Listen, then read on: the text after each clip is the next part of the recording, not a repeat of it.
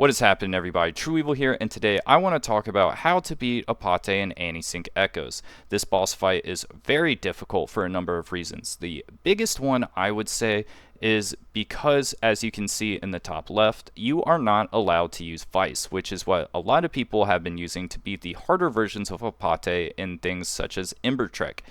Not being able to use the best character to win at the fight is definitely going to make it hard and make it so, like, if you don't have, say, some of the best characters in the game like Lily, it's going to feel really bad. And if you go to the clears, the first clears, you're just going to see a whole lot of Lily, and then on recent clears, it might look like, well, you need a Lily. But what happens if I tell you you don't need a Lily, and that there is a Giga Chad gamer out here who didn't have a Lily, and there's only one so far on the list, and it's me. And we used the new SR unit, NELL, to win at this video game, and I will argue that she is definitely super powerful, one of the best SR units we've gotten in the game so far. So let me explain to you the team and how we're going to beat this boss without a Lily, because right now a lot of people think you can only beat it with a Lily, and that's just not true. So let's get on that team comp. For the team composition, what I want to talk about first is the most unique unit we're going to be using, which is NELL. The reason why NELL is so powerful against this boss is because of a couple of things. The first thing I want to point out is, well, a lot of people just call her an AliExpress version of Lily, and that's not true. She does some things very unique that no other character does in this game, and the first one I'm going to point out is the skill 3. Which, you know, the vulnerable is really nice. It's one of the best debuffs in the game, but I would argue the best part of NELL's kit is that the cooldown is 3 and the speed up is 3. And this is really important to note because a lot of characters who give buffs, let's go to Makoto on this, it's 2-turn defense up with cooldown 3. If we go to Viper, it's 2 turns of his debuffs at cooldown of 3.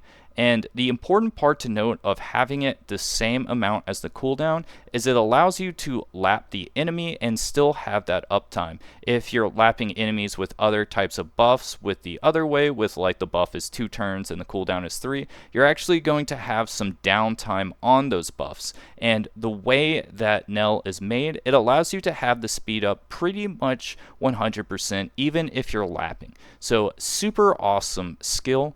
And then the skill 2 is really good for a couple of things. One, it hits 4 times, and it allows you to just heal the ally with the highest attack, which, you know, you want to keep your main DPS alive, and they're probably going to be the most squishiest. So it's really nice to have a character that is like your speed support that also is a healer that really helps, especially in this fight because Apate does a lot of damage, and you also have to defeat the minion extremely quickly, so there's not a lot of room for having multiple healers. So having your speed support also be a healer is very powerful, and there is an increased turn meter, which just means, well, you're going to want your DPS to attack more. So this is going to feel really nice, especially when you can pair it with the codex. If the codex pops off in the middle of the fight and you're able to go back to back skill 2, you can pretty much guarantee that you're going to defeat the minion when you need to, or just lay down the smack.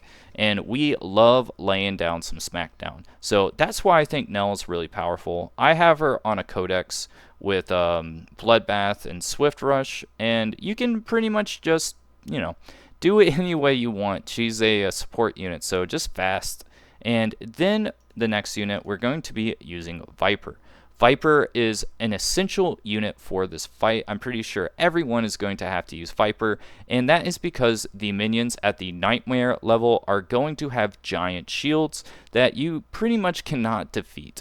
The only other way to get around them, in my opinion, is to back-to-back skill 3 with Lilium, but that's going to take a lot of setup, and in a long fight like this, you just can't guarantee it.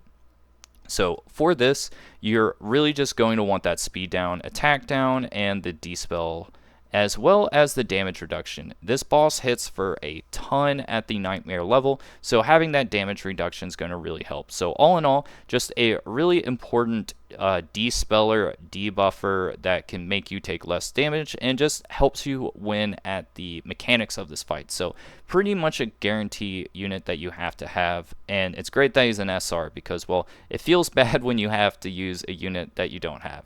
So the next unit we're going to talk about is Freya. And the reason we're using Freya is, as we talked about with NELL, we like having some heal effects that aren't from a healer, and Nightmare is a really great way to work on that. But the other two reasons we're using her is not so much the attack up. What we really want with her is the increased turn meter and reducing turn meter. This is going to really help you lap, and it's really important because, well, you have a very small time frame to beat the minion before it powers the boss up, so you have to be able to beat it. So having that increased turn meter and decrease is going to help on that, but more importantly, the skill 2. This is one of the only times where I actually want the skill 2 more than pretty much anything, and that is because Dreamweave purifies debuffs, and Apate has some really scary debuffs. One of them petrifies, one of them just does a bazillion damage, and you really need to have some form of cleanse effect. So Freya really covers a lot of things, so that's why they are the best supports. I really like using these three. If you have a Lily, you can use Lily instead of NELL, but I would really like to use these units. And now for the final two, we're going to talk about the healer first, which is Ling Luo, and the reason is, well, she heals and she cleanses, and that's just really nice. Once you have the skill 1 maxed out to Whale's Prayer for a duration of 2 turns, she just becomes a completely different character. Very powerful. And her skill 2 and skill 3 aren't attacks, which are going to help scale off our DPS, which is Rahu. And our Rahu is going to be built a little bit different than you're probably used to, and I'm going to show off the build, which is we are going to be rocking Golden Lion. Golden Lion just got a buff, and, well, it makes it very powerful for a number of characters like Fangus, Rosa, and Rahu to really pop off. And you know, it's just going to be super powerful once you get these 5 stacks up on these longer fights, because he's just going to be doing so much damage, and with all this added effect accuracy, he's going to be laying down those defense downs like no other one's business. Now, the reason also we're using this is it maximizes damage. One of the hard parts of Rahu is pretty much none of the DPS shells work with him, except for this one, and that is because momentum is going to apply to his follow-up attacks. Things like Keen Eye, even though it's really nice on the turn, it's not going to make the follow-up attack stronger. So momentum is definitely the best way to win at this video game with Rahu if you're using a DPS shell. And then it has that nice bramble, so you're still getting a little bit of defense and counterattacks, as well as the Fury Edge. Rahu is just going to be an absolute powerhouse in this fight, so very powerful unit, one of the best ways to win at this video game. I saw some people say that he is C tier in PvE, and that is just not true. He is the best way to win at this PvE video game. So let's get on the fight and see how this team really works. So I'm not going to talk out the entire fight, but I am going to talk the first couple of minutes to really show you what the rotation is going to look like. The first thing you're going to want to do is apply all your debuffs to the minions, and you're really going to want to just get the shield. If you do not break the shield on the left one, you're going to want to restart it. You have to pretty much break that. So definitely, if the shield doesn't break here, you just press restart. Don't let the first wave happen.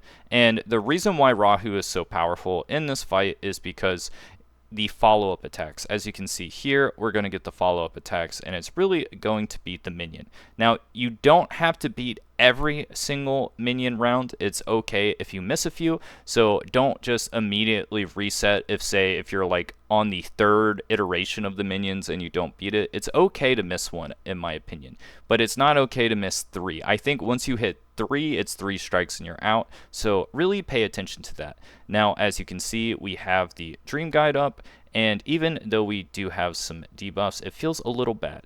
But you really want to see right here, what the best part is the Wrath effect can put Sword Slash on him, and it does indirect damage equal to 15 to 25% of the unit's current HP after it is removed. So it is definitely a debuff that's really nice to get down there with Wrath. And you're going to see how much damage this is going to do in just a little bit. So let's wait for it to clear up.